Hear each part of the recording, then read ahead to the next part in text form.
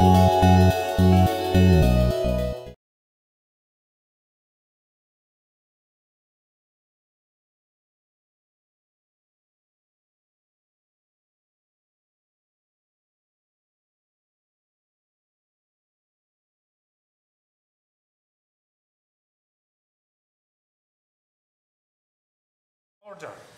And welcome to the Scottish Affairs Committee as part of our evidence session and our inquiry into oil and gas in Scotland. And we're very, very grateful to the Oil and Gas Technology Centre for hosting us this morning, and thank you, Ms Cohen, for the nice invitation to come.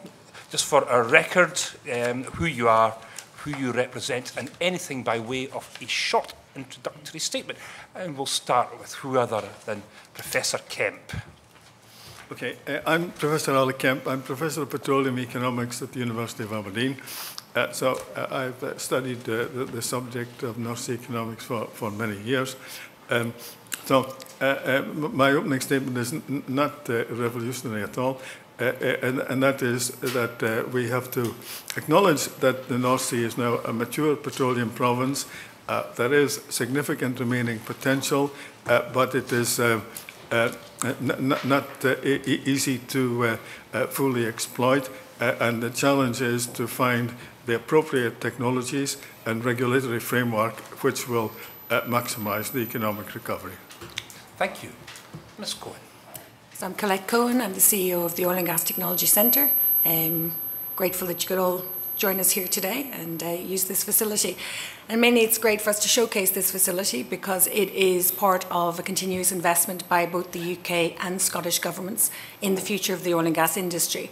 And I suppose as part of my statement, I'd just like to say that while the industry's done a huge amount over the last few years in making itself competitive and driving down costs, what we've really identified now to make it sustainable, technology is required, and an organisation like ours really becomes a catalyst for that partnership between government and industry to deliver a step change for the future of the oil and gas industry. So I hope that we can maybe explore that a little bit more today. Thank you.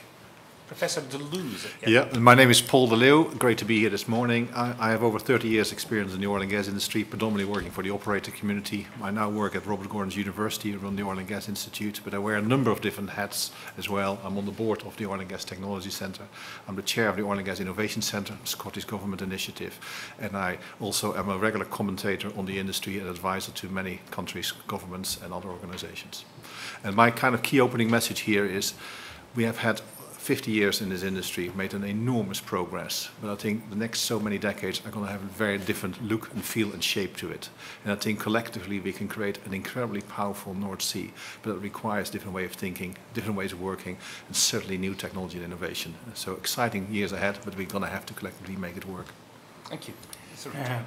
My name is Willie Reid. I'm Director of the University of Strathclyde Oil and Gas Institute. Like Paul, I have more than 30 years' experience in the oil and gas industry. Very pleased to be invited here. Just by way of a comment, the University of Strathclyde is very pleased to participate in this industry, have done so for the last 2 or 3 years, involved with the OGA, involved with OGTC and others. Very pleased about that. But my key message, I guess, is really that whereas MER is up and running, we've got a good tax and fiscal regime in place. The key issue now is for the technology aspect of the supply chain to be invested in and developed so that we can get exports and develop the domestic industry.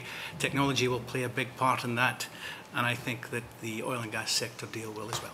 Grateful. I just want to check that everybody in the committee could hear fine. There was an odd frequency. If maybe ask you just to speak up a little bit. I know you're just across the table from us, but if that would be all right. And I'm also just recognising, I think we've got over 100 years' experience in the oil and gas industries sitting across from the table. So I'll just start with an opening question just about your view about where we are exactly. Obviously, we've been through the downturn and there does seem to be renewed confidence returning to the sector. What's your view about where we currently are? And also, when you're answering that, we do seem to have some sort of conflicting evidence about how much oil is still to be recovered. I think we've got Professor Kemp telling us that there's 11 billion barrels still to be recovered from the North Sea, and that seems to range from anything between 4 and 20 billion. So in response to how you think we're going, where we are at, maybe help us just to understand, like why there does seem to be a disparity of views about what's remaining and what your view is about what we've still got to recover. We'll start with you, Mr. DeLue. Okay, maybe break it down in two parts. One is the history and then the point forward. I think we have come a long way in the last 3 years. It's been a really tough time for the oil and gas industry. But I think the industry has responded to what has been one of the most profound downturns over the last few years. What has happened? Cost has halved from $30 to $15 a barrel. Efficiency has gone up. Companies, and particularly operator community, is now back to profitability with a combination of really good kind of operational management and reducing cost, improving efficiency. And we see actually in industry, and particularly what start making some money again, and hopefully it will create investment. But that is kind of the response to the oil price. I think the second question, Chair, you asked about what is the range of outcomes. I think we have line of sight as an industry between what is already producing, what will come on stream in the very near future, and what is, I think, on our kind of collective books is to be done somewhere in the 9 to 12 billion barrel range. And Professor Kemp is absolutely right with that range. Of course, there's a bigger price out there, but that requires higher prices, it requires technology, it requires different ways of working, it requires a collaboration in the industry which is going to be different than we have in the past. So the price, the future price is out there, and if we get it right, it will be a huge price to the UK, huge price to Scotland, but it will require a different way of working than we've done in the past. So great start, but I think the next kind of couple of decades is going to give us an interesting new challenge. Mr. Reid, where are we? How are we doing? It's been an interesting few years. Is that okay? Yeah, it's been an interesting few years, and when we look at the crash that happened in 2014, the industry was absolutely devastated in the supply chain. And I look at comments and quotes by Robin Watson of Wood, who at the Offshore Oil and Gas Conference said, "The world in front is nothing like that behind us." Sir Ian Wood, "Technology is the be-all and end-all." Bob Dudley of BP said, "We need to look outside the industry for new technology." But when we look back at the developments of the last number of years, what we've seen is considerable increase in efficiency of the industry, the development and cost down in terms of OPEX 40%, CAPEX down 40%, production efficiency up 10%, and of course production, in fact, in the last number of years over the last 5 years, has in fact increased 14%. Now, in terms of reserves and in terms of where that actually goes, I have a view that technology will play a significant role in that. There are a number of figures that have been suggested in terms of where those prices could be, but I feel that perhaps Alex is better qualified to comment on that at this stage. Grateful.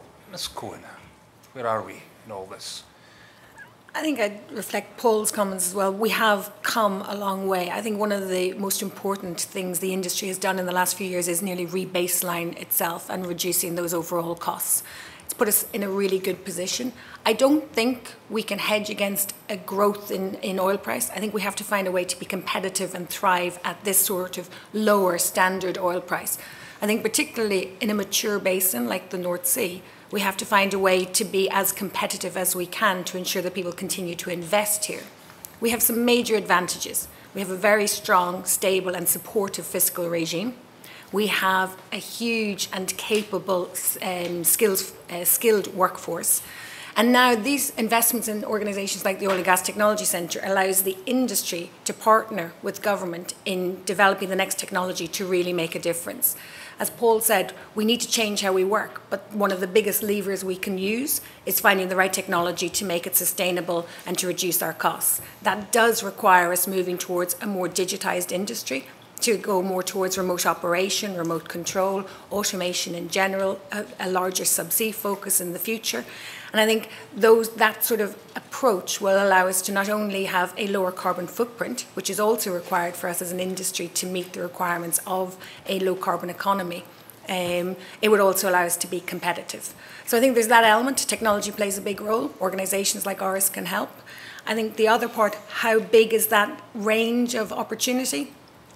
I think the reason you hear such a discussion is that currently we have about 5 billion reserves attached to pipe, which means already related to either well bores or facilities.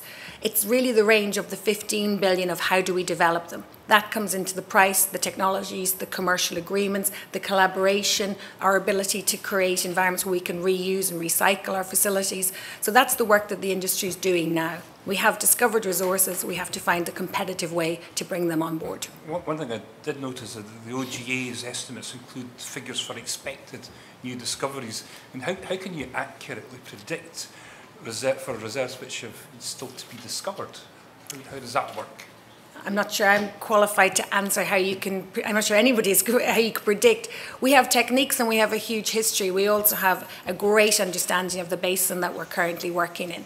And I think using that information and a whole series of algorithms, you can at least make a reasonable prediction on what the remaining potential is. What about these predictions then, Professor Kemp, because I see that you predict 11 billion barrels. Is that an accurate reflection of what you said? And how do we do all this? Okay, so we published a paper which, for a $60 price case, rising only at the inflation rate, 2% a year, and with capital constraints still being there, between now and 2050, we came out with a figure of about 11 billion barrels of oil equivalent. So that's the economic recovery at that price. We also did it at $50, where there was a couple of billion less. In our update, we'll do it at 70, and I'm fully expecting it will be a fair bit more. But above the 11 billion, we had 5.6 billion barrels of oil equivalent, which we call the unexploited potential. That is, they were uneconomic at $60. And the challenge going forward is how to make a goodly percentage of those resources economic. So that's why I'm also saying that having looked at the regulatory framework, the tax system, that a key feature has to be the development of technologies and their consistent application. As far as the range is concerned, the OGA, they like to be quoted as saying, we feel the ultimate future recovery is between 10 and 20 billion barrels of oil equivalent. So that includes proven reserves, but also estimates of probable and possible reserves, and also undeveloped discoveries, which they do model based on all the seismic data and the leads and prospects as they see from the data, and that's the basis of their estimates. But the important point on the 10 to 20 billion is that there's no time attached to that, and there's no oil prices or cost attached to it. It's really just the physical thing. So we do lots of economic modeling, and so we were saying that between now and 2050, at a $60 price, we can see 11 billion barrels of oil equivalent being economically recovered, but that leaves a very substantial extra to go for. Grateful, that helps us out. Just the last sort of general question for me to open things up. We had Sir Ian Wood in front of the committee a couple of weeks ago, who was helpful as always, and we went through the Wood Review from inception to legislation to the realisation of the OGA and of course the maximising economic recovery strategy. What difference do you think this has made to the prospects of the UK shelf, and what are your general views just about the progress that's been made since we've had this piece of legislation in place? We'll start with you, Mr. Reid. I think it's made a significant difference. And when I look at the feedback in my regular contacts with Andy Samuel's team and Carlo Procaccini and the technology side of the OGA, there are a number of key parameters that have been met. But one of the areas that I get involved significantly in terms of introduction to strategy, etc., is one of the things they introduced was they asked all operators to have a technology plan. And I think this, again, is one aspect that I just wanted to make sure we covered, because that has led to an insights review, which was published, I think, in April, which, again, gave us a picture of where the operators were actually getting involved in technology. Yes, there are other aspects of this, and I mentioned the improvements, etc., the engagement, the encouragement, the collaboration. But I think that's one area when we look at that report where there's evidence of collaboration. 20% of the operators, in fact, get involved in collaboration with vendors. That's a healthy sign. 45% get involved in developing new technologies. There's a, how can you put it? There's a engagement message in there which I think wasn't there before, and I think that bodes well for technology introduction going forward. Grateful. Anybody else? Yes. Yeah, we're going to add a few things to it. I think there's a couple of things that played out in parallel. First of all, I think after the shockwave of the lower commodity prices, I think there's a lot of industry self-help taken place. I mean, the industry had no choice but to reduce cost, improve efficiency, and get business back on track.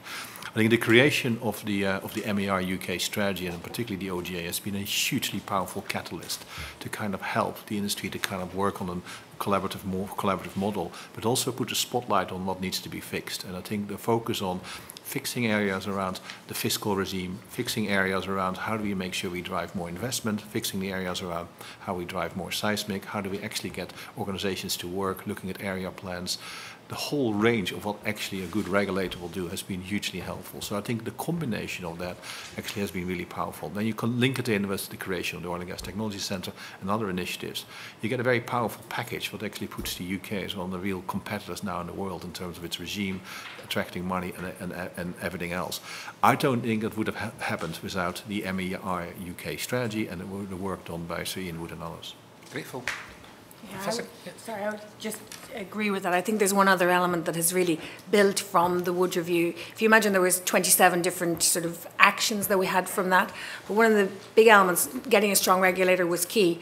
Focusing on technology was key, and the other was focusing on our ability to collaborate more effectively together. I think the Wood Review shone a very strong spotlight on all of those key issues, and we've actually delivered against all of them through the OGA, the OGTC, and we even have a champion for collaboration in the industry now in Steve Fimister on behalf of the OGA. And we have a Vision 2035, which we also didn't have prior to this. We have a technology vision that's got 10 major challenges now being worked on by the Technology Leadership Board, which will be used by the industry.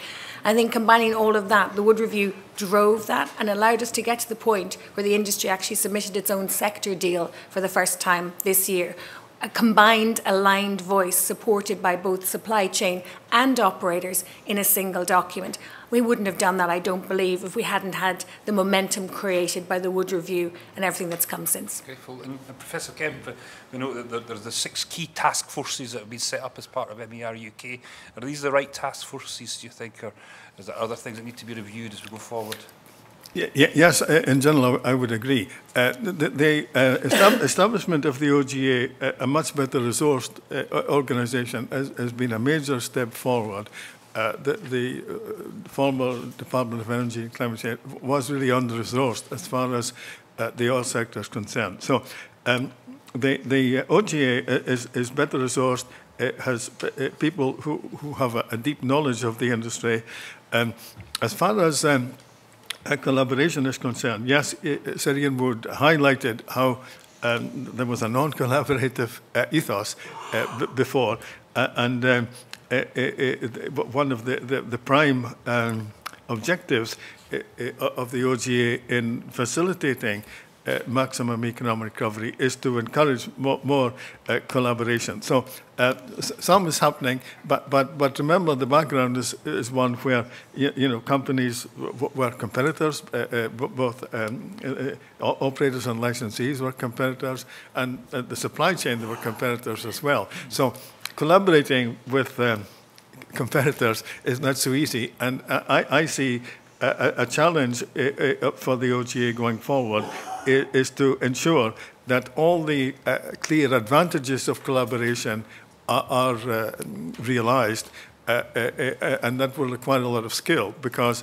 after all, companies are competitors as well. So the OGA can be the trusted intermediary and discuss things in private and get maximum collaboration. Grateful for that. John Lamont. Thank you, Chairman. My question continues on what Sir Ian Wood told us. He stated that the current rate of exploration is disappointing. I wondered if you could maybe explain why it is so low and what needs to be done to drive it forward. Any takers? Any? Just first in there. In fairness, exploration is the sort of the foundation of everything we do, but it also has one of the slowest paybacks. So during a period where you're short on funds and prices are low, it's hard to drive that investment into something you're not going to see a return on for maybe 7 or 8 years. However, we all do know it's the foundation on which we grow, and so companies continue to try and find competitive exploration opportunities. One of the areas that we're looking at is how do you make that more competitive? So there is a need to try and help drive the costs down in exploration.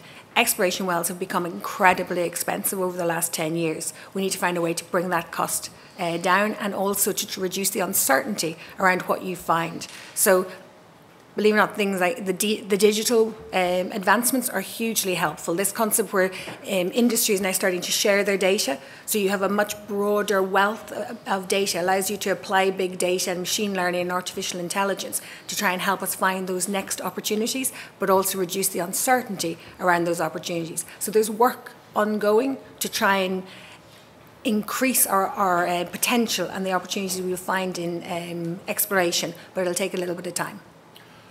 Can I? Yes, please. Okay, Chair. Maybe a few things to note is that it is both the volume of exploration and the quality. So if I go back a few years, we kind of produced 10, 11 times more than we found.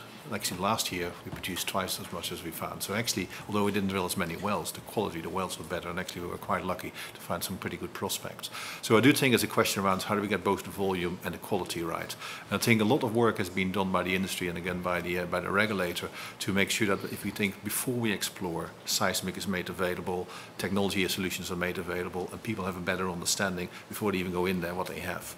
How we drill wells and simplifying it, some great work done by again, the Oil and Gas Technology Centre to drill cheaper and better wells, but also afterwards to give people almost instant solutions. Not when you found it, Colette absolutely correctly said this, it is a long wavelength to get it back on stream again. Can we give them some instant solutions of how to get it back on stream again? So I think we learned around its volume and quality, we learned around the process. And when I look at the difference between the 29th and the 30th licensing round, and 30th licensing round only kind of awarded a few weeks ago, huge amount of new blocks, new players coming in, exactly for that reason, to actually saying is actually we see a different element happening here. The building blocks are in place. So I think we need to give it a bit of time, but I think the ingredients are there to get a better outcome. We're actually seeing, you know, what happens in the curve in oil and gas. And at the end of the day, the OGA, when it was formed, indicated it wanted to lower costs of drilling by about 50%. Colette and her team have set up a focus on exploration and doing things better. That will take a bit of time, but at the end of the day, incentives of some kind may assist, and it's a combination of the drilling, where to drill, and there's also been a look at combining information and clusters, which again comes into seismic and all these developments and digital benefits, where you could look at an area where there are perhaps multiple operators and see how they could perhaps develop that better.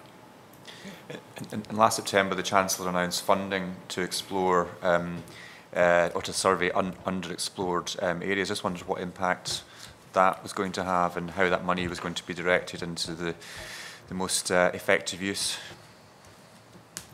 I mean, I think it is great to see that funding has been available. Of course, it takes time, so it's early days. So, okay, so first money is made available, seismic needs to be shot, needs to be interpreted, and needs to be used. So I think there's a cycle of where it takes place, but it is always welcome to get a focus on monies in that particular area. But as I said, it will take a bit of time before we see the impact. We have seen some of it from the previous monies made available in the 30th licensing round, where actually some great initiatives came out of these activities. Yes, the provision of seismic data from government should help. It should help small explorers in particular, where the cost of the seismic is a significant consideration. The main idea behind the provision of seismic data is that it should reduce the failure rate, increase the success rate. So the nation should benefit because of a better expected success rate. As far as the economics is concerned, if you're deciding whether to go exploring, well, of course, you'll be interested in what you might find. But also, as my colleagues have pointed out, it also depends on the cost. So the fact that the exploration costs have come down quite a bit is also helpful, and the development costs have also come down. So for a full cycle operation, we are in a bit better position now than we were when the costs were very much higher. So that's my basic position. There have been lots of discussions about whether we should have adopted the refundable tax credit, which Norway has. We did quite a bit of modelling on that, and it doesn't make such a big difference in the UK compared to Norway. In the case of Norway, it makes a big difference if you're an explorer and you can get 78% of the exploration costs refunded. In the UK, the corresponding number would be 40, and it doesn't make such a big difference. So the tax system has been adjusted quite a bit, and it is not really, I think, the main issue now. The main issue is really more on the fundamentals of the mature basin, and the policy steps which have been taken recently should be helpful. And in fact, I think the results of the last license round were really quite encouraging. Given the circumstances of the industry when the round was launched, where the prices were lower than they are right now, I thought that the response in terms of willingness to drill was actually quite encouraging. Not very high compared to 20 years ago, but still in the present environment reasonably encouraging. Thank you. Can I just Yes, build on please, that? 'Cause Claire. it builds exactly on the sort of where you started with your question on the government investing in something like seismic to try and promote or drive further investment. In actual fact, the success of the 30th round really was driven by not only having sort of data available about the license that they were going into, information on the small pools that were already discovered on those license blocks, a number of workshops hosted by the OGA, co-hosted with the Oil and Gas Technology Centre, looking at what would be the technologies that would unlock those potential assets. So this time, you have a group of people who've taken on a licence, who understand it better than they've ever done before coming into a licence round, know what it would cost, know how it could be done, know what their uncertainty is. So our chance of things actually being developed on these new licenses is much higher than we've had on previous ones, because we've taken a different approach to the licence round, which I think is a really positive, collaborative approach. Grateful. Jen Kelly. Thank you, Chair. That leads on to my question. How effective is the OGA's licensing approach in encouraging exploration? Sir Ian Wood told the committee that the licensing regime can lead to highly individualistic behaviour in the industry. Do you think the regime could be used to foster greater collaboration between companies? I just suggested the 30th round has taken a different approach than previous rounds. We'll see if it delivers what we're hoping it will deliver, but the level of engagement of operators, big and small, in the whole discussion in advance of the round being sort of put forward for bid was really encouraging. The level of activity in the workshops, people's engagement, and that level of knowledge about the licence you were about to apply for was so different this time compared with previous rounds. This is really the test case, to my mind, of a change in a collaborative approach and changing behaviours related to that. So we will see, but what we've seen so far, I would say, is encouraging. Any other takers? Alec? I guess one point I would just add, a feature of this last round has been quite a substantial number of new entrants, some of them backed by private equity. So I think that there has been a change in that respect. A considerable number of new entrants, in fact, willing to engage in exploration. So I would highlight that as well, yes. Can I make one other addition? I mean, again, if you look at the nature of the operators, and Professor Kemp already talked about it, Colette talked about it, they will be different in the future. We need to make sure we have an exploration licensing regime to reflect that. So they cannot necessarily afford to do all the seismic work, so we need to make it available. They don't have all the technical solutions themselves, so we need to make a technical solution available.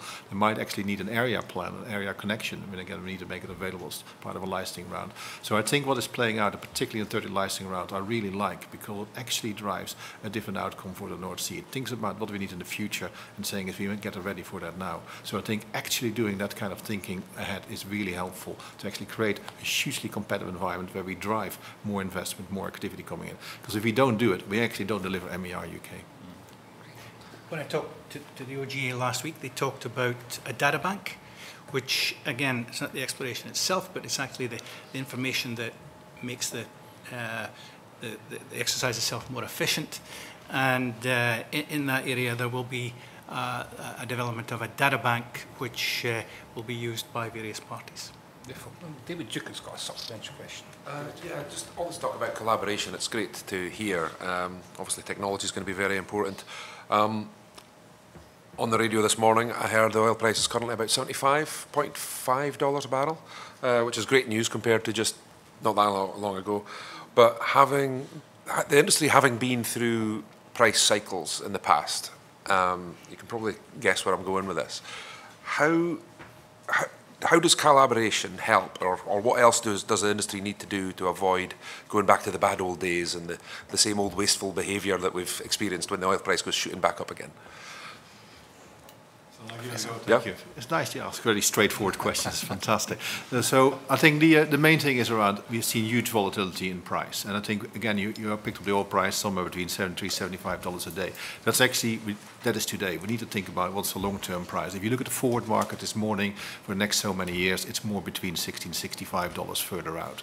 So when you think about your long-term investment cycle, you need to think about what is the long-term price rather than the short-term price.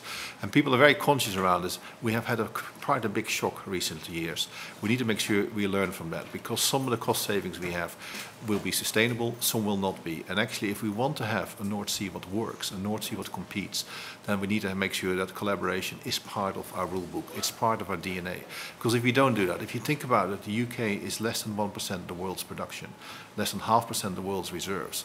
People have choice where they put their money. And actually, if we want to attract a disproportionate amount of capital and activity to the UK, we need to make sure there's an environment which is fiscally attractive, which works, has a powerful supply chain, has the technology provisions, but actually also make sure that when you come in here, it's an easy environment to invest in and deliver results. So I see collaboration as part of our DNA in the future, rather than something which was a reaction to price tag. Thank you. Anyone else want to comment on that? Yeah, I would also mention we have to look to this industry for the future and developing the supply chain and the skills, looking at digital, looking at automation, looking at artificial intelligence, looking at how industry and technology can be transformed. The way that it's not, the oil price is a market, which and markets go up and down, and we have little control of that. However, what we can control is the investment and the development in technologies and industries going forward that actually relate to our experiences in the North Sea, relate to where we can actually export, relate to the skill sets in subsea, relate to the areas that where we can develop competitive advantage. And I think that we really need to seriously look at investing and developing in those areas to help those UK companies to export. Thank you. Can I give an example of collaboration which could have a significant effect? So the remaining potential is to quite an extent in quite small pools, quite small fields. So one way to reduce the cost is to have a cluster development whereby several fields are developed with a common infrastructure, a hub. So that will often require collaboration because the different fields geographically may have different owners and a lot of collaboration is necessary. So looking ahead, I think that cluster development with the need for collaboration to effect the agreement will be important.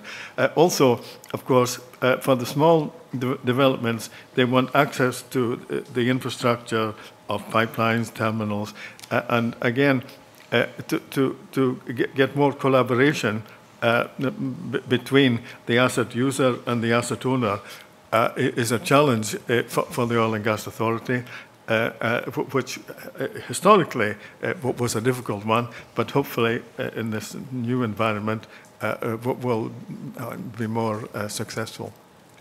Thank you. Ross Thompson. Thank you very much, Chair. Following on from my colleague's question around about collaboration, one of the big risks, and I know it's high up on Andy Samuel's agenda, is that the industry goes back to some of those bad and poor practices of the past after the last couple of years when there's been more collaboration. So my question is, are we very much beholden to the companies to behave in that way voluntarily? Do you think that OGA has a role to ensure that collaboration continues? Do they have a role in ensuring that we don't go back to see more competition than collaboration? And does OGA actually have the teeth to ensure that some of that can happen? I'd be really interested to get your feedback on that. So I'll start a little on the... It is a requirement really for the OGA to see that companies continue to show the right behaviours. Because as Paul already said, we won't deliver MER UK unless we get this collaboration, unless we work together. And as Alex said, a lot of the small developments really require a high level of collaboration, whether it's on the commercial terms or technology development or just shared logistics and shared resources to develop them. So there is a requirement for us to be successful that we collaborate. There is a challenge going forward that we're not mentioning, but I think we have to, that we have lost a lot of people and a lot of capability, and a lot of rigs are in cold stack at this stage. Even the warm stacked rigs are already back on. I mean, I'm aware of some of the drilling communities down now, you know, in Italy and places like that, trying to bring back on the cold stack rigs. That will drive price, that will drive a level of competition for those assets. As a result, that is the sort of thing that drives bad behaviour, or potentially. So I think as we move into this period in the summer where we have what we call the turnarounds, the shutdowns, where you get a lot of people quite quickly, a lot of resources quickly, where you might want to bring on, you know, good conditions for drilling. So again, you want your rigs on quickly. We have to be careful during this period that we collaborate effectively, we talk to each other. The OGA actually has a great opportunity as a trusted advisor and somebody who sees the bigger picture. Everybody talks to them. They know everybody's plans, and they can help and facilitate a greater level of collaboration and working together. Do they have the teeth? They probably do, because in fairness, MER UK is a legislative requirement for operators. Is that the best way forward for them to deliver using their teeth? Probably not. But I think there is that reality that, you know, it is an obligation for us to deliver MER UK. The best way we can do it is collaborating. I do, however, think there probably needs to be the odd moment of stick where you turn around and say, no, no, this is not how we want you to behave. This is how you can. I do think, again, organisations like ours, we've already talked earlier about, we've a huge amount of co-investment with industry. We are seeing that collaboration. So we're seeing those pockets remain. And we're talking about investment that goes between now and the next 2 or 3 years, these companies committing together to develop technology. So we're seeing the right behaviours, we just want to maintain them. Can I very quickly, Chair? So, I mean, collaboration needs a coalition of the willing, right? You can't force people to be collaborative and behavior necessarily. So I do think there's a real business imperative to do so, because although we reduced our cost base quite dramatically in the industry, not everything is sustainable. And therefore, again, if we don't do this, because it will be cost to everybody if we don't get it right. The other thing is, of course, the shape of the North Sea is different. Already my colleagues talked about a lot of new players coming in. We probably have a far more fragmented grouping of companies. And actually, if you want the outcome we want collectively on the MER UK, we need that kind of working together element. Now, how we wrap it up, collaboration, other kind of words, doesn't matter. It has to be done to give us the outcome. So, I mean, we all learned, it's my fourth up-down cycle, and I've seen it many times before, but I think we need to get into our DNA that this is different. Sure. Thank you. Well, maybe just move on if that's all right, Mr. Reid, because we've got lots of questions to ask you and there'll be lots of opportunities. Danielle Rowley. Thank you, Chair. Just going back to data, there have been a lot of programmes and projects on data, including the Call for Ideas, but to really drill down into the issue, if you'll excuse the pun. Somebody had to say it, didn't they? The OGA are taking steps to make more data available to drive exploration, yet some commentators have said that there's still a lack of transparency for some companies. Would you agree with that? And what data would be most useful for the OGA to make more widely available? I can start by just covering a particular point that, again, when the Technology Insights review was done, it was found that there are 70 operators in the North Sea in total.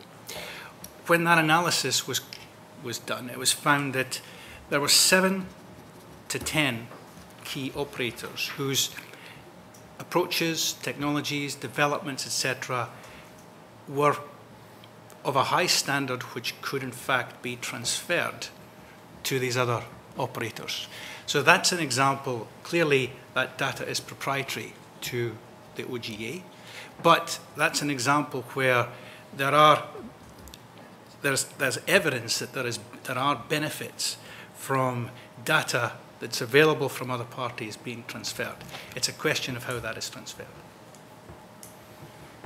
I think we're seeing, a greater willingness of companies to come forward with their data. You have the OGA is becoming a great repository for that. They're starting to bring not only just from their asset stewardship survey, which brings just a wealth of data every year on performance, but they're also looking at the data, the CDA, which will gather other well data and seismic data. I think really then it's working out how to use it, because even then some of the smaller companies won't have the data analytics or the capability to take this huge lake of information and turn it into something that is actionable. So I think that's where, again, the collaboration between some of the key operators, because they can drive some of that, and the developers is really important. So the first thing is to stop treating data as a proprietary asset. Then in actual fact, how you use it is really where the competitive advantage is, rather than the data itself. We're starting to see operators think like that. And then it's now developing the right capabilities and the right applications to allow us to analyse that data, to learn from it and to turn it into real actionable information. Yes, I mean, historically, the possession of data was regarded as something that could give a company a competitive advantage. And the idea of sharing liberally, historically, wasn't really high on the agenda in the industry. Now things are changing. And the skill of the OGA will be to encourage more of it, and to encourage the idea that everybody in the industry will gain by greater willingness to share, because they're all part of the industry, and in some occasions one company sharing data with another might help the other company, but that there should be a reciprocity. And a challenge for the OGA is to continue to do that, and they are the trusted intermediary, as it were, and they, more in private than in public, it can show how everybody is gaining in, say, a geographic area. If more of the data is shared, that it enables better investment decisions to be made to the advantage of everyone. Grateful. Hugh Gaffney. One of the key places facing Scotland's oil and gas supply chain, and by that I mean, is it stabilising in 2018, or is there any political pressure on oil and gas? By that I mean, independence was 2014, oil and gas was rising up, then suddenly it went down. So was there political pressure on that? Maybe it was about at the time. I'm quite happy to start on that one. So you're absolutely right. I mean, again, what tends to happen, oil price goes down, the operator community pulls the handbrake in terms of investment and activity, and there's about a lag time, 12 to 18 months, before it hits the supply chain. So we see an absolutely big impact in the supply chain and kind of from 14, 15 onwards. And we see it both in the UK as well as in the export potential of the supply chain. Now, we have a hugely powerful supply chain. Again, not every company is affected in the same way. There are some companies who focus predominantly on the operating activity and actually have been continuing driving more efficiency and, of course, had an impact. But the ones who have particularly been quite badly hit is the ones who focus on capital activity. So it could be seismic companies, data interpretation companies, drilling organizations and others. Well, I think what we see happening now on the back of hopefully oil prices heading slightly more in a different direction, we see investment returning to the basin. And we see particularly kind of people looking at putting new money back into the North Sea, but of course then it will take a little bit of time to filter back into the supply chain.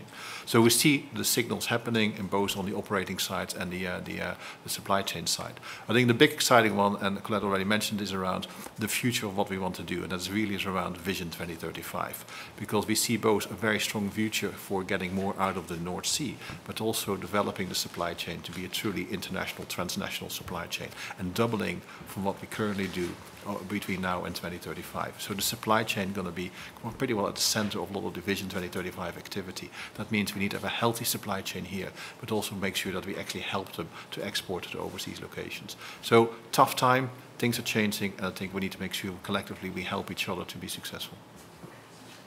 I think one of the other things we probably learned during the last few years is, and there's a number of pressures or levers currently going, but whether it's COP21 or some of the new legislation that's been introduced by both the UK and other countries as we move towards a low carbon economy, is a requirement for the supply chain to also diversify. And not necessarily because the oil and gas industry, not in that it's declining in the UK, but more that it's going to be an energy balance that we see going forward. It's going to be a mixture of renewables and oil and gas, particularly through 2050, 2070. So I think it's important that our supply chain, which is highly skilled, highly capable, really heavy industry-oriented, diversifies into that broader energy delivery model. And that allows us not only to maximise their potential within the UK, but also maximise their export potential. Yes, I mean, the supply chain is really the bedrock of the northeast of Scotland economy. And in the data, published data, it's not so easy to just show how big it is, because well, we know the oil and gas production sector relatively well from public data. The whole supply chain is diffused. It covers a lot of areas in the national accounts. So it includes, like lawyers and accountants whose presence here depends solely on the oil and gas sector being here. So it's difficult to understate, you know, how important the industry is to the local economy. And going forward, it's encouraging that over the last couple of decades, the export activities of the supply chain have grown and grown and grown faster than the activity in the North Sea itself. And I think that there's every chance that that will continue, that growth in overseas markets, particularly, for example, the subsea sector, can continue. Of course, there are difficulties for the SMEs. For the SMEs to break into foreign markets, it's quite expensive. So Scottish Development International, these kind of activities to help gain entry can make a big difference. I'll be very short in my response. It's really the engine room of the industry, and there's been so many mergers, and acquisitions in the last period, which demonstrates the serious nature or the serious difficulties that the industry went through. However, like all industries, it recovers, and there was a very good review indeed by Ernst & Young in January, which is worth reading, which talks about the whole supply chain aspect. What I would say is, again, something I would highlight is that wood had an industry which in 2014 was 86% oil and gas. Wood's industry is now 48% oil and gas. And it's involved in robotics, it's involved in the car industry, it's diversified into a number of industries in the States. What we're going to see are not just oil and gas companies supply chain companies diversifying into other areas. But one of the points that I feel very strongly about in technology is that we're actually going to see technology from other sectors benefit the oil and gas industry. And at Strathclyde, we have 27 new technology projects in the last 2 years. The majority of those are with oil and gas companies, and the benefit is actually coming from technology developed in other industries. Grateful. David Ducat. Thank you very much, Chair. I'm fascinated to hear about this, the value of diversification, because across the northeast of Scotland, there's already been a history of engineering industry diversifying from the more traditional industries of fishing, farming, or supplying to the fishing and farming industries, for example, and into the oil and gas. And we've already talked about how important it is to be able to export that further beyond the northeast of Scotland. What can the government do to support this activity? That's either the UK government or the Scottish government. Please, Mr. Reid. Yeah, one of the things I said in my introduction was I was specific about the oil and gas sector deal, and I think that when we look at how we can develop this industry, that's actually a very good place to start. In terms of diversification and where things go, for me, as Alex mentioned, exports and develop of technology and develop of industry, it takes a bit of time. But the reality is, we in Scotland, we're very fortunate to have a very good mix of talent in universities, high quality engineering companies. And also we have this huge advantage in the subsea sector, which again, if we invest in the right way and develop in the right way, there is great potential. And export is perhaps the most significant development. And again, I stress the sector deal. So can I just... Yep. Really, I think there's a perfect opportunity for how the government, both Scottish and UK government, can help the industry move towards this, and that's been put forward in the sector deal. The sector deal outlines an underwater innovation centre which crosses multiple industries. It's not just about oil and gas, it's looking at aquaculture, marine, military. It covers the whole opportunity of really ensuring that the UK and the northeast of Scotland, which would host it, but it's actually connected to throughout the whole of the UK, creates a single one-stop shop for anybody in any industry to come and engage in the underwater innovation space. It also creates that opportunity for other countries and groups to come in again and be able to interface with the UK and all the expertise that exists here in underwater engineering, particularly subsea, because that's where we as an oil and gas industry have really excelled. And so our ability to invest in that right now, create that hub, create that opportunity, not only allows us to maximise economic recovery for the UK, but positions a whole supply chain, particularly the northeast of Scotland supply chain, for a long-term future in a diversified market. So you've got that. You also have in the sector deal a request for the Transformative Technology Centre. That looks at a low-carbon economy kind of technology for the oil and gas industry.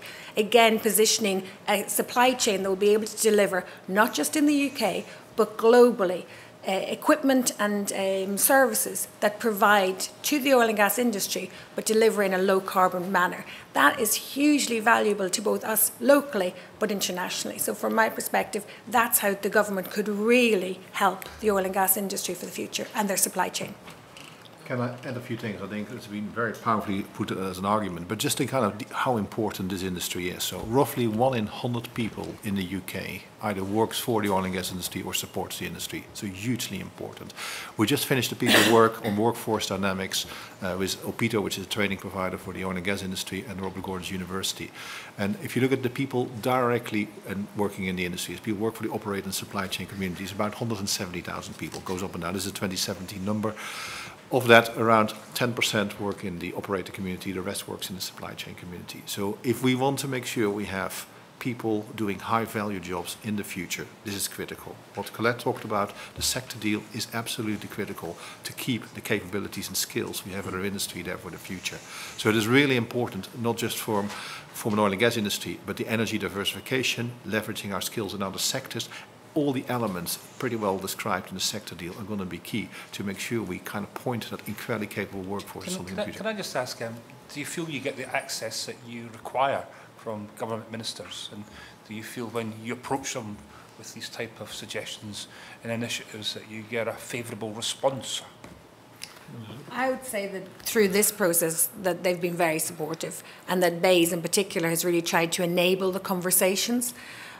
Where you run up against a little bit of a challenge is that the process is relatively new for the government departments in working out how to use the challenge fund, how to process the sector deals.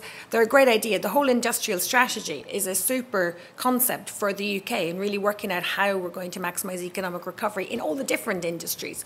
But working out how you then as a government interface with those sector deals, support them and fund them, that is not as transparent. And so that's where the challenge is. Great conversations, but we don't really have a clear roadmap of how we go from a great idea, completely galvanised and supported by an industry, to a timely conclusion of this is how we now move forward. Because to ask the industry to move forward without knowing whether the government is actually supporting it creates a level of confusion. So transparency in that space would be fantastic. Can I add like a footnote in the historic perspective? So it's very difficult to get figures on what R&D expenditure there's been in the energy sector, over a long period. There was a former minister, Malcolm Wicks, who wrote a report after he no longer was a minister, which did have a table on R&D expenditure in all the energy sectors in the UK. And it's a few years old now, but the main point is that compared to the 1980s, in the recent decade or more, it's been very, very low. So that's both private and publicly financed R&D in the fossil fuel sector, as he called it. So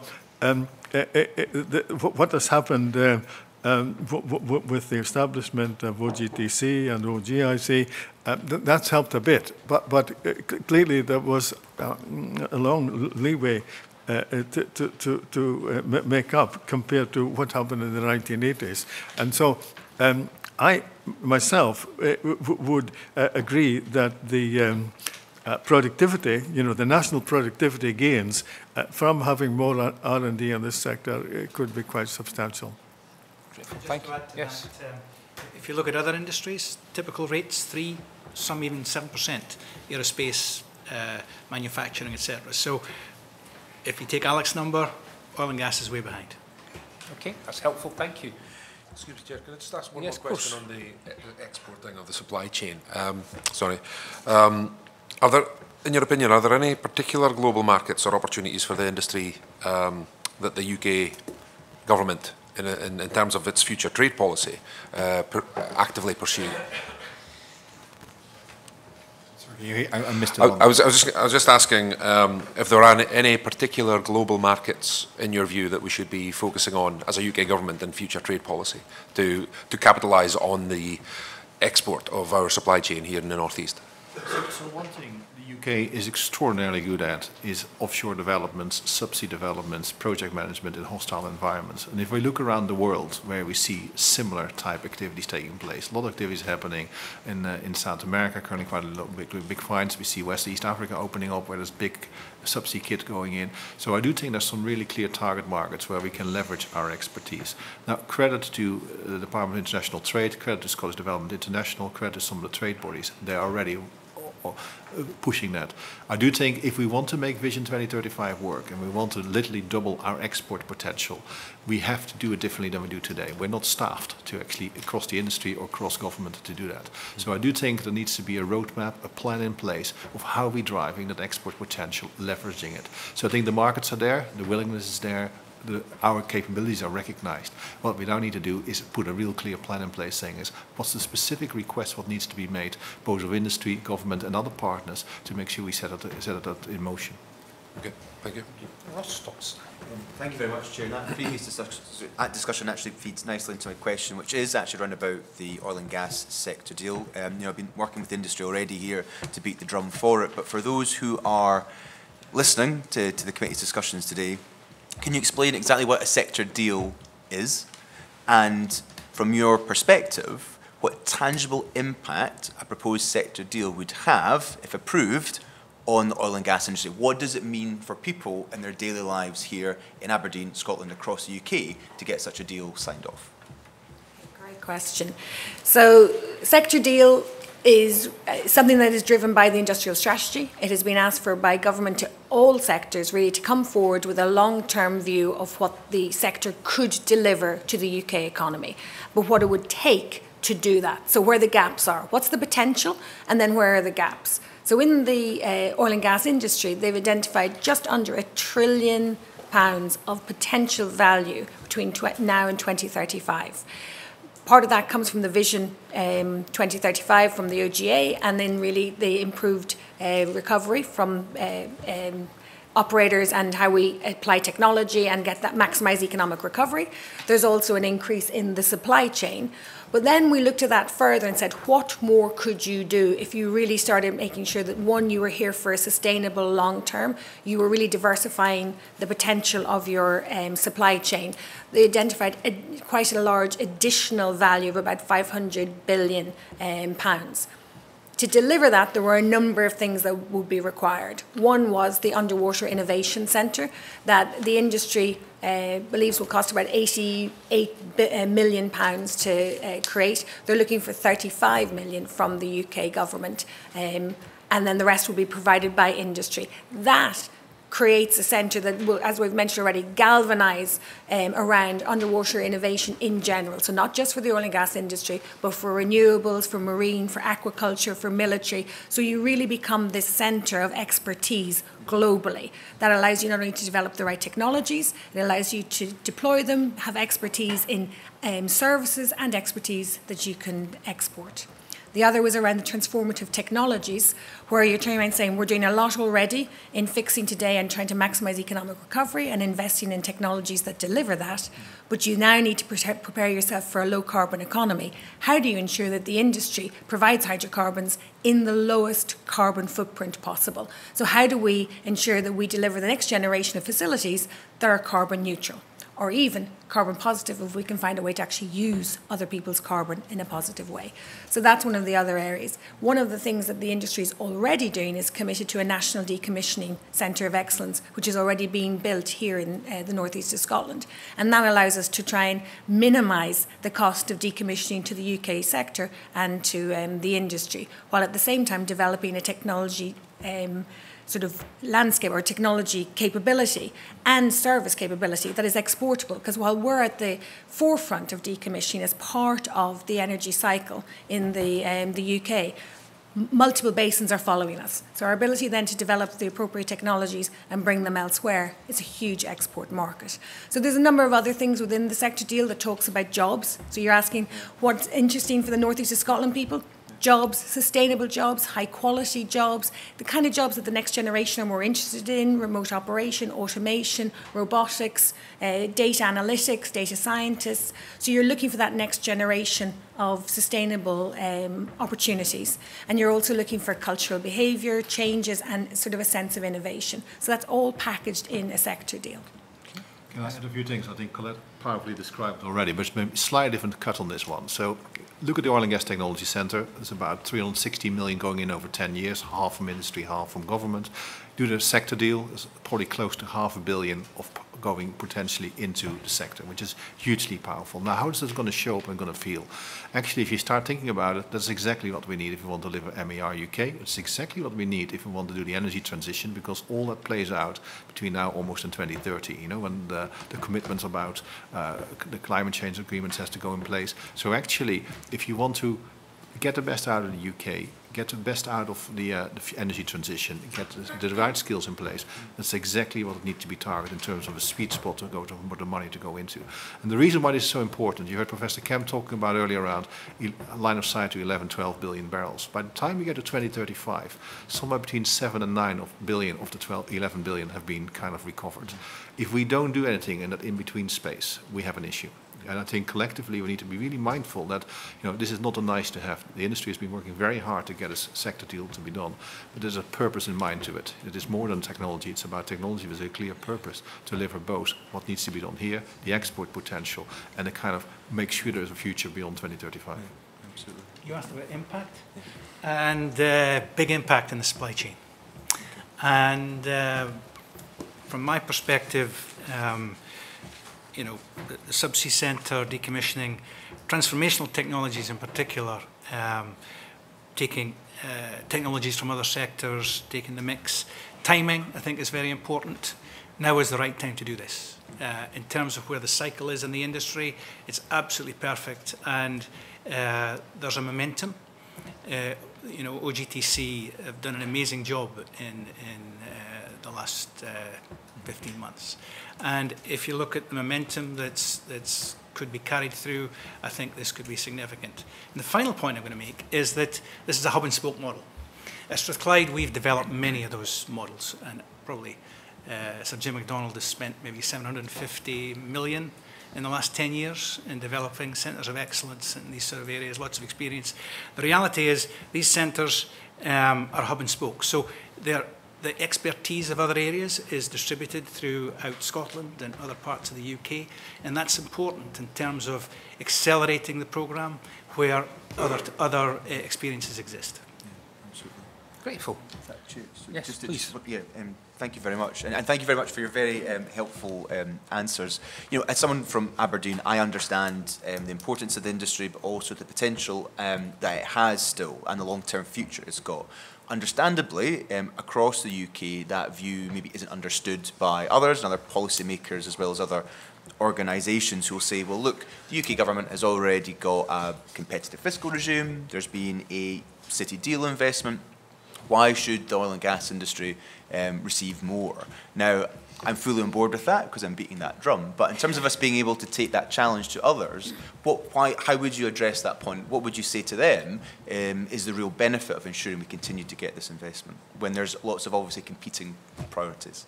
I'll take from the point of view of the recent investment, which is really the Oil and Gas Technology Centre. And one of the things there is that co-investment with industry. And what you're looking for is at least a 50-50 commitment. What we've shown already in the first 15 months is we're getting way more than 50% commitment from the industry. There is that willingness to participate, but it's that combined risk and shared investment in the future. Because ultimately, if you're asking for any individual company to invest in their R&D, they'll become quite proprietary. They'll protect it. They've invested it on their own. Why shouldn't they? It's their IP. Whereas when you create environments like the Oil and Gas Technology Centre, it becomes shared knowledge, shared opportunity. It has an impact for the broader community. We invested in non-intrusive inspection techniques last year with a number of operators, which ultimately were proven and allowed you to save more than 200 million per year for the industry in the North Sea. An individual operator can't do that. So you need to create environments that allows the industry to invest collaboratively, but it really needs to be the incentive is that shared investment with government. So I think that, one, you're showing that the model works, so it's a great way of doing it. And two, if you look across the globe, if you look at the competitive index, right, that the World Economic Forum creates for countries, all of the countries that are at the top of the competitive index are all because they co-invest with their industries in R&D. They're all the highest investors in R&D globally. You can map the investment in R&D by a government against their global competitiveness index, which goes to the value they create for their population, the quality of life for their population, the skills and the education. So it all goes hand in hand. So for me, R&D investment actually creates a better nation. So it's making sure that you invest it wisely. And things like centres like this where you're co-investing and you're driven by industry needs, that seems to be one of the best ways that you can invest. These are also industrial centres of excellence, run and looking at the market itself and seeing how things can develop. This is before you come in. I've got a couple of supplementary questions from around the committee, so we'll give you an opportunity to respond to that. But first, Deidre Brock and then John Lamont. Is John going on specifically on this? Because I'm going to throw another. All right. Okay. No, that's right. My question was about, we've heard a lot about the challenges of the offshore side of the oil and gas sector. I'm just wondering, in terms of moving forward and using the skills that we have in the northeast of Scotland, should we not also be looking to explore the onshore opportunities? And thinking of fracking and the very confused position of the Scottish Government, is there not an opportunity of transferring skills that we have in the offshore sector into the onshore exploration, which we're not currently maybe exploiting as much as we should? So I'm happy to kickstart one. So the decision for onshore activity is a political decision. You know, of course the skills are out there, but it's for the politician to say, yes, we want to do that activity. So I'll leave that to your wisdom and your colleagues' wisdom to figure it out.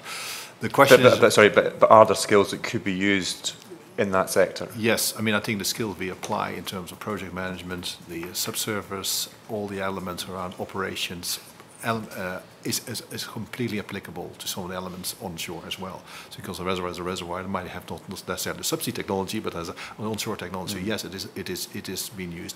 And remember, a lot of the supply chain activity is already being applied to onshore operations around the world. So we're already having a track record of doing it. Now, would I see that onshore being a powerful addition to the portfolio? Absolutely, because if we produce it here, we have jobs here, we have tax here, we have activity here, and we don't rely on import, and it helps with the balance of payment for the UK. But again, the decision to do onshore activity is very much in the hand of the politicians. Do you agree with that? I would just say one of the other areas that we're already exploring with the onshore guys is around technology, and particularly if you're going to work in an onshore environment, things like noise and carbon footprint become pretty critical. Water usage is also. So there are areas where we're already partnering to see what we can do to improve pumping and emissions and noise management. So I think there's elements there's skills already there that we can share, but there are also, as we learn new skills, we can share that too. There's another important aspect as well, and that is we're talking about upstream, there's also midstream and downstream. In the refinery industry, many of the supply chain address the refinery industry, which is an onshore application. And the second thing I was going to mention, although it is onshore and offshore, is wind. Onshore and offshore wind is developing considerably, and the skill sets required in both directions are very close in terms of asset integrity, in terms of looking after these offshore wind facilities in the future. There's a tremendous synergy between wind and oil and gas. So if the green light was turned on for fracking in Scotland, there would be a new seam of opportunities? There will be increased opportunities for the workforce, for the technologies we already have, for the skills we already have. We've been fracking offshore for more than 100 years. So the ability and the skills are there. Okay, they can be used. Thanks, Chair. I just wanted to ask about the B word, Brexit, and its impact. We've had evidence from the Law Society of Scotland, which says the Brexit issue, and specific to this inquiry, the Brexit issue cannot be ignored as it's an important aspect facing the oil and gas industry, given its highly regulated regime. And it talks about surveying the powers and that list of points where EU law intersects with devolved matters. And it mentions that the areas highlighted are complex, very technical, and do include energy. I was wondering if the panel could give us their views on what concerns they have about how Brexit might impact on the industry. Thanks. I'm happy to start. We've done quite a lot of work on the impact of Brexit on the oil and gas industry over the last couple of years. And again, it's a complicated story. It's evolving every time. But we looked at different components anywhere from the fiscal elements, from the legislative elements, what it means for people, what does it mean for supply chain activity, what it means for oil and gas production. And of course, there's complexities anywhere. What we certainly find if you look at the fiscal side, most of the fiscal activity is actually set by Westminster. It doesn't come actually from Brussels. Yeah. A lot of activity in terms of ongoing legislation is actually sometimes developed in the UK, goes to Brussels and comes back in the form of directives. Yes. So there are a number of ongoing legislative requirements currently we need to think about, which of course are real-life cases. Where we see particularly the biggest issues on Brexit from oil and gas perspective, please, I do not make a political point here, is around the potential impact between what is currently in place and going to the WTO tariff arrangements. And we see that as having quite an impact on the supply chain in terms of additional cost. And the other one where we're seeing is access to high quality resources, and particularly people who are the EU citizens or non-EU citizens. I talked about there's about 170,000 people working directly and indirectly in the oil and gas industry, so in operators and supply chain companies. Roughly 10% of that population is either EU citizen or non-EU citizen.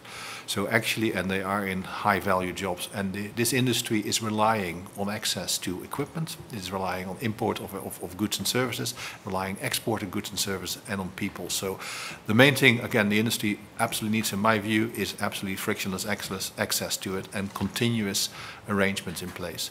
The second reason why I think it's hugely important, again, for what is a live debate, is our Vision 2035 relies to a very large extent on exports and actually do more activities overseas. And actually we need investment, particularly in the next few years in the North Sea, before the North Sea potentially declines in production post 2020. And actually having investment coming in here, the less uncertainties or people saying is I'm not going to wait to see what plays out, is going to be critical for this industry. Right. Really. I would say the industry is a global industry. So for all companies involved in it, they will find a way to make it work. However, what we have to consider is what the cost is and whether it impacts our competitiveness. I think the biggest challenge for the industry over the next year, and certainly one we're experiencing now, is the uncertainty. So, the industry is a global market. They'll make whatever market they're in work, or they'll withdraw. But uncertainty creates that, missed opportunity, whether it's a missed opportunity in investment right now in the North Sea, whether it's a growth in their current business, whether it's the ability to secure a contract in another country because that uncertainty of what the terms may ultimately be in another year. That is the part that's impacting us, and that's the part that needs to be sorted out as quickly as possible. Right, okay, thank you. Anybody else? No? Okay. Jed Killen. I think it was covered, Chair. Previous answers, yeah. Okay. Ross Thompson, once again. Thank you very much, Chair. And this is the right place to ask this question, believe me. What role does technological innovation play in the oil and gas sector, and what are the most promising current areas of research and development? I'll start. It seems to be the... So I will unsurprisingly say that technological innovation in the North Sea or in the oil and gas industry is of critical importance for the long-term sustainability of the industry and the long-term potential of the export market from the supply chain. More than anything, what we've seen in the last 2 years is our ability to reduce costs and become very competitive. As we have aging assets, we're going to have to really stay focused on how you make those cost improvements sustainable. New technology, alternative approaches, whether it's drones, non-intrusive inspection, other techniques that allow us to be more cost effective and not only more cost effective in how we do it, but the kind of data and information we gather to be more actionable is really valuable to the industry and allows us to make our productivity higher.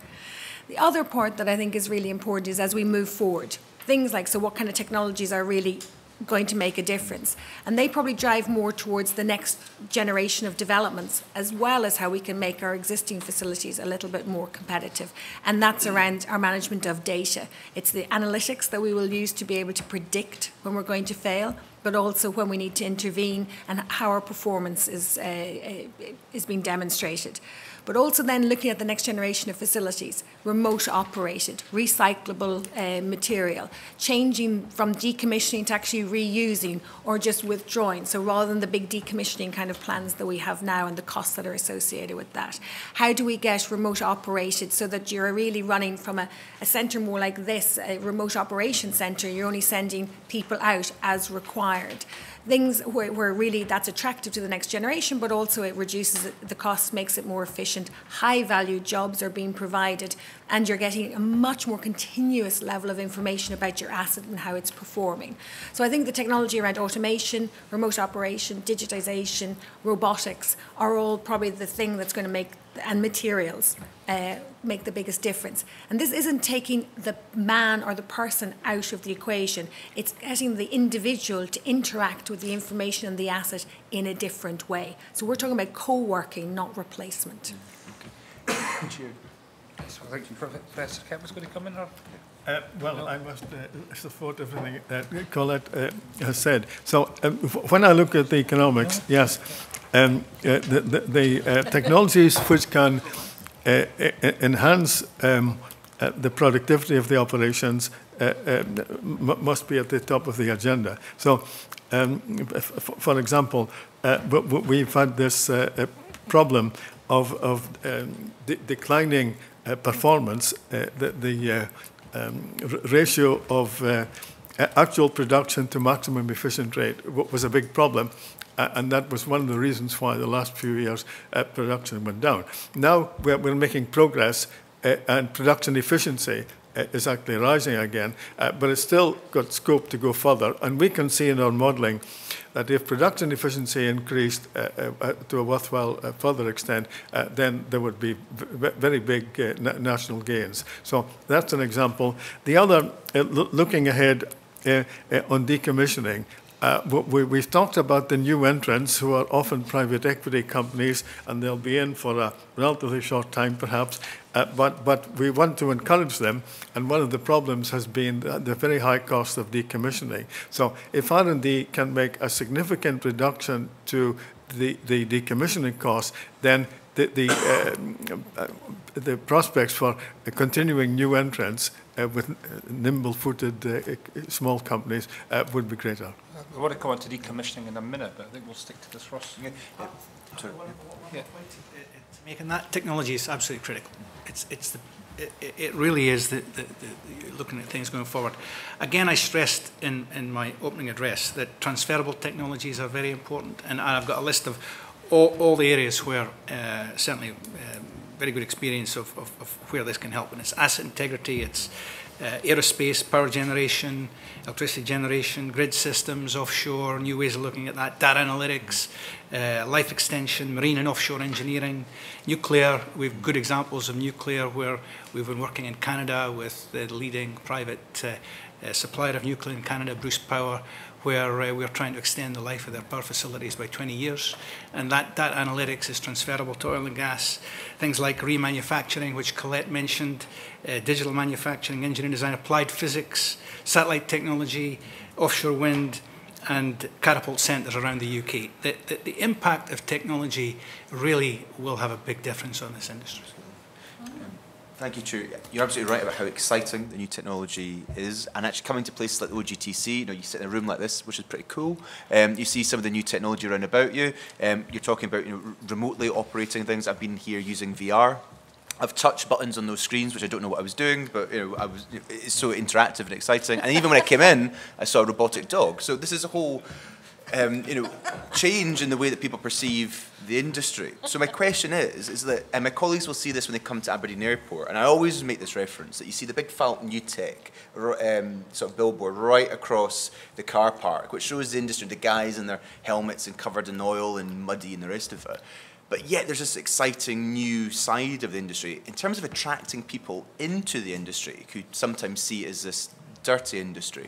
What more can we do to get the next generation of people into it? What more can UK government do, Scottish government do, and even here on a local level to make sure that we inspire young people round about the real potential there is in industry, particularly around about all the new technology that's being developed? Can I maybe, if that's all right, start with that one? We did a big workforce study we finished 6 weeks ago and looked exactly at this, around how do we get the new people coming in. Depending on which scenario, right? The different scenarios in the North Sea, if we just let it slow down and it will be not a great outcome. But if we think there's some real opportunity here, potentially we're looking at recruiting another 40,000 people, replacing both people retiring, people moving on over time. So that's very exciting. Out of that 40,000, 10,000 are in new roles which don't even have a name yet. Yeah, Colette talked about robotics, analytics, etc. So we need to start thinking about, we need to make people excited about this industry in a very different way. Some of these skills will be industry agnostic. They can work anywhere supporting the oil and gas.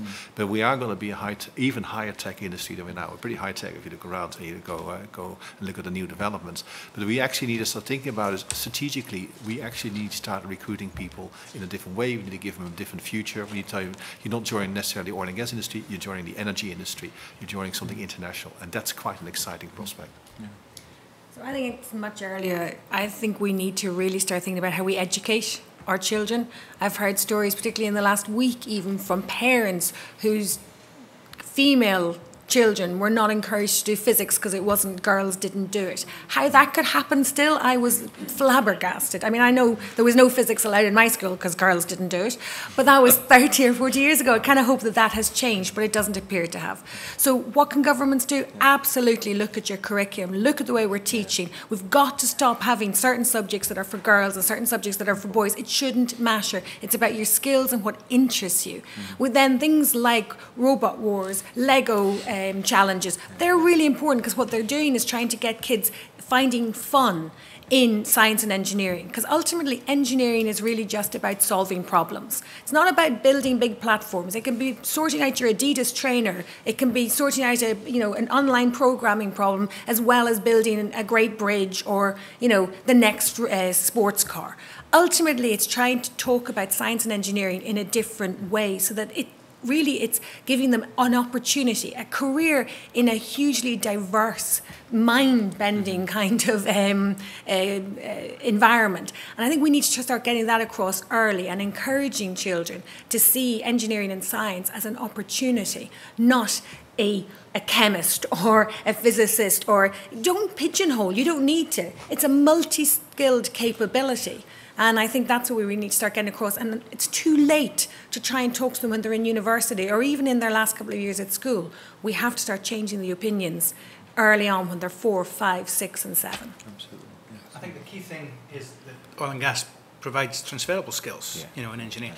My son's in the industry. I encourage him to be in the industry. He loves the industry. When I look at, I think it comes from school, but universities as well. And I think that the encouraging thing is a number of oil and gas companies and suppliers have retained the graduates they took on in 2014, and I think that's very positive. And I think that we need to encourage that. And I think that the networking, I'd also like to mention the Energy Institute.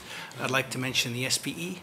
I'd like to mention the great job that they actually do in the northeast of Scotland, where the Energy Institute has more junior members than in London, and these young people do join these institutes, and they do talk to universities, and I think that's a positive thing. Yeah, absolutely. Thank you very much. Again, some fantastic answers. You should go to the Scottish Parliament Education Committee as well, I think. Just listen to the passion there.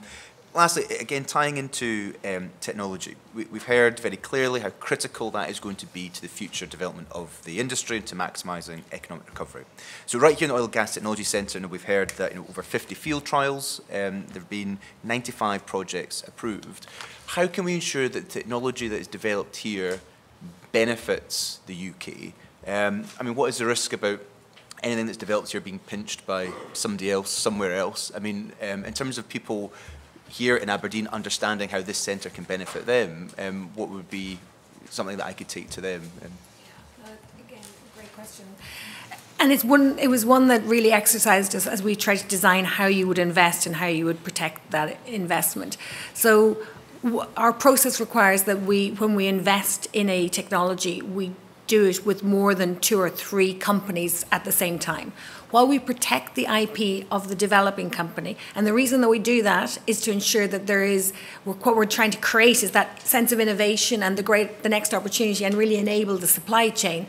Taking their IP doesn't enable them. You really want to prove that IP. But to ensure that it gets deployed and that it adds value to the UK, you have to ensure that the knowledge of that technology gets broadly communicated. So everything that we do is then published. So ultimately, every project has a white paper. Most of them get presented here quite regularly on a Friday at 12:30. So we talk about the technologies that we have, we publish them, we share them at SPE events, we put them on our website, and we talk to different communities and companies about it. And that's important to be able to say, look, we've tested this technology in these sort of ways. This is how it works, where it works, and how you could apply it, so that you're trying to broadly get it out there so that the community will take it up. And then we actively encourage and work with the OGA to sort of ensure that where this is a technology that fills a gap, they also help promote it so that you can turn around and make sure that it's being used appropriately in the North Sea. If the technology gets well used, it will then get exported as well. Thank you. We've only got a few minutes left. I know there's a few more questions I want to try and get through, so we'll try and do it as efficiently as possible. And to start us off with that, David Duckett. Thank you very much. It's great to hear the whole panel talking about the importance of education and getting in there early, getting in with the young people. We were down, the committee was at the Highland Show last week, where we heard exactly the same thing from the farmers. It's too late when they're leaving school. If you're not interested in farming or fishing by that time, then you're never going to be interested. I wanted to ask a quick question before I was going to go into my main one I was going to ask next, which was about, connected to that, as well as getting young people to join the industry. the ageing population of the industry was also mentioned. Are we finding ourselves with a gap where we still need to attract mature hires into the industry, and which industries are we looking at getting that expertise from? So when we did our review, it was difficult to get a perfect age distribution, but the average age in the industry is somewhere around 42, 43, and has been there for quite a long time. And yet there are elements around where we're losing expertise, and we see that particularly as people leave the industry in circumstances we've seen in the last couple of years. And how do you replenish that? Because some of the people who have expertise might be on fields and been there for 25, 30 years, and that is an expertise you're not necessarily going to replace very easily. We see people coming in from different sectors. We see people coming in, ex-military coming in here. We see people from other sectors coming in and joining the industry. The main thing is actually make sure we have an attractive offer. What people saying is, I come here not to do a job, but do a career and have a transferable skill to go with it. So we will need to attract, as I said, when we look at our review, actually, if you, in the success case, and we're saying is we still need around 130,000 people by 2035, around 90,000 people are we existing people we need to upskill and reskill to make sure they can apply the latest technology and latest developments. So it is hugely important not just to look at eyes on the new workforce and all the kind of attractive new fantastic gadgets. It's also to make sure that this hugely capable and powerful and competent workforce we have now get upskilled and successful to make sure they have the transferable skills and be successful in the future. Okay. Yeah. Well, the main question I was going to ask, and it applies to skills as well, but I was specifically going to ask about the transferring of technology between the oil and gas industry and other sectors. What are the challenges that we need to address in that transfer of technology and skills between industries? I'll start with that. Yep. I actually see it the other way. I see more evidence of benefits of transfer from other industries into oil and gas. I see significant evidence of that. I would say that there's also very good evidence, obviously, of areas that are transferable from oil and gas. But the reality is there is now a blur in terms of how that can develop, and the market will decide that. You know what I mean? At the end of the day, the market will decide. And I think that the evidence I have, and the rest of the panel members may have a different view, but I see significant benefits of technology and engineers and people from other sectors benefiting oil and gas. So I'd suggest that technology is quite an enabling pathway for transfer of knowledge and capability between different industries. We're already partnering with renewables for trials on tidal to allow us to lower our carbon footprint on offshore facilities.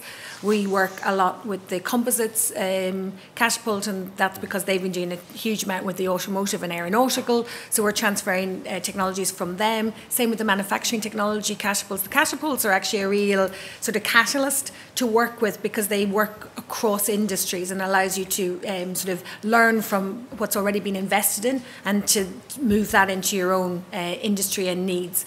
One of the things we talked about previously is that ultimately what we're learning at this stage as we bring more and more technology into industry, that ultimately it's bringing it back down into fundamental science. These challenges are not about being unique or about oil and gas. They're about, rust. They're about heavy weight. They're about metallics. They're about heavy lift. They're about access. They're about data management. They're about digital.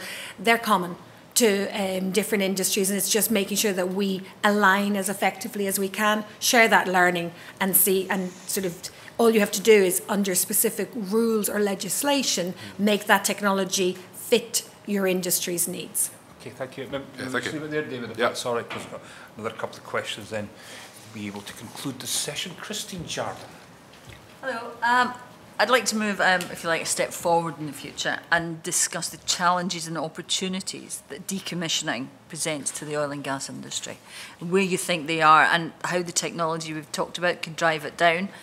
But also the places like NIG in decommissioning. We've talked a lot about, if you like, the Aberdeen-centred face of the oil industry. But what about the other centres across the country in decommissioning? Specifically, what opportunities are there?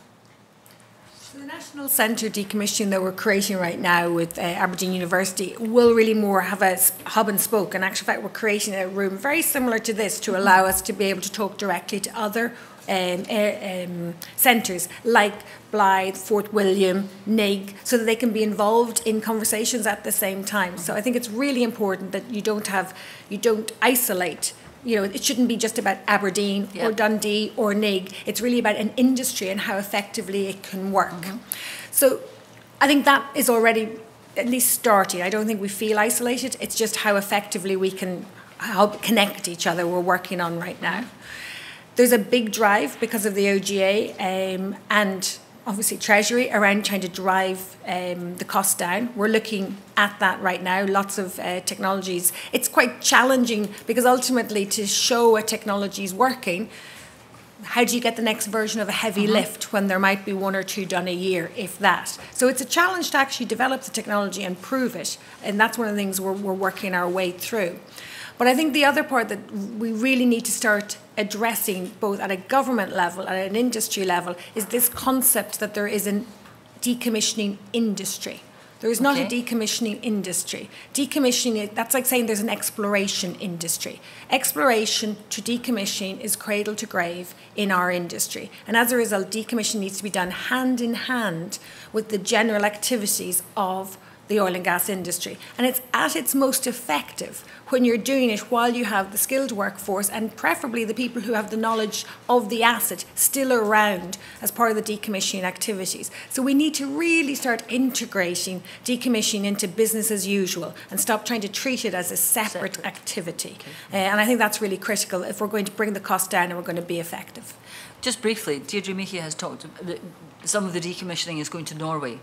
Deirdre Meekie talked about how it's just a small proportion of the value of decommissioning. Would you think more investment is needed to keep decommissioning in this country? What impact could that have?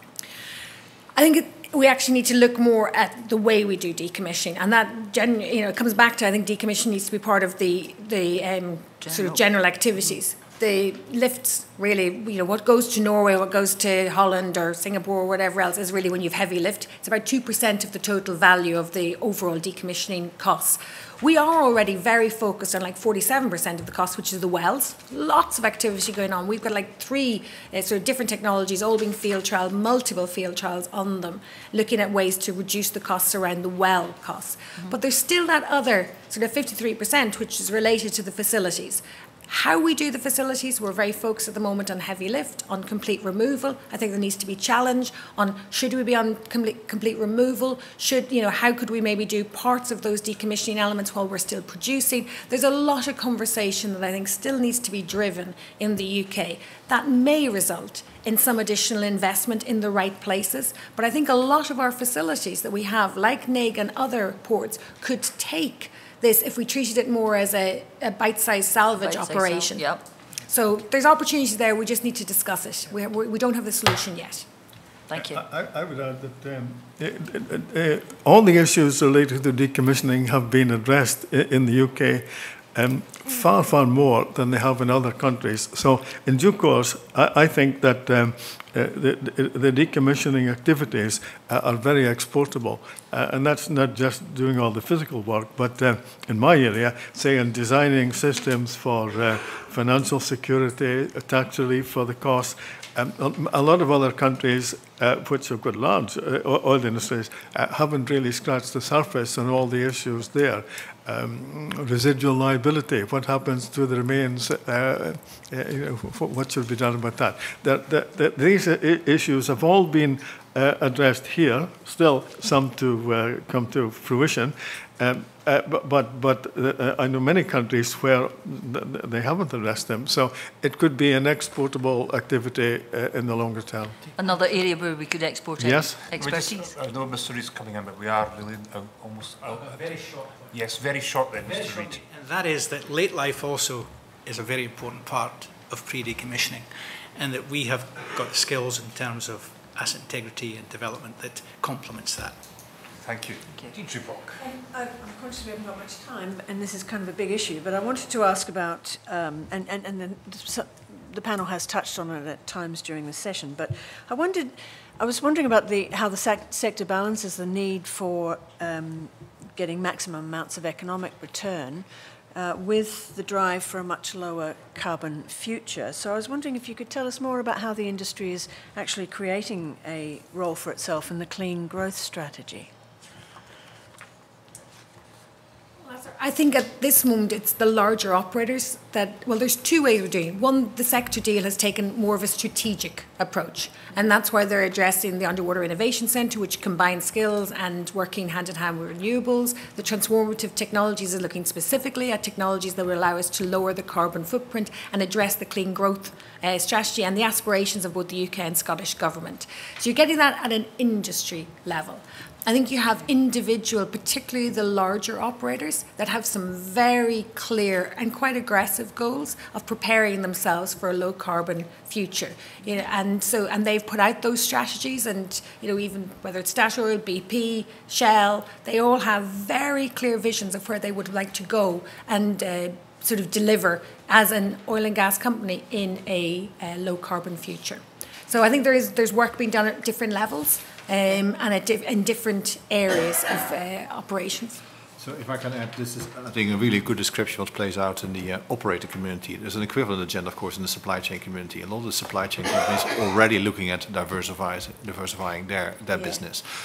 You put a cable down or putting a pipeline down, very similar technology. Installing a platform or installing a wind farm, is, the installation itself is not dissimilar. So you can see diversification is already happening, and you can see as the market for potentially lower carbon and renewables business is growing, you can see the supply chain and the operator community are diversifying there. But we need to be really clear that there is a transition window. I mean, oil and gas will play a hugely important role as we look at the lower carbon transition. And we need to make sure that we're actually supporting both industry in the right way to get the most value out for the country. Okay. Right, we're really going to have to leave it there. There's so many more questions, so many more issues to explore, but we're very, very grateful for your time. You've really helped the committee understand some of the key issues that we should be looking at as we go forward with this inquiry. And as always, if there's anything that you observe about what we're considering and looking at, and you feel you can contribute, please get back in touch with this committee. And we're grateful to you, Colette, for hosting us once again in this wonderful facility here up in Aberdeen. But thank you very much for attending today. Order.